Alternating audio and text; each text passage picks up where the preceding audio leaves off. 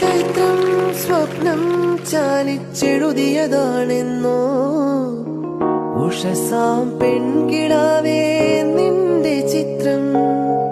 ചൈത്രം സ്വപ്നം ചാലിച്ചെഴുതിയതാണെന്നോ ഉഷസാം പെൺകിടാവേ നിന്റെ ചിത്രം.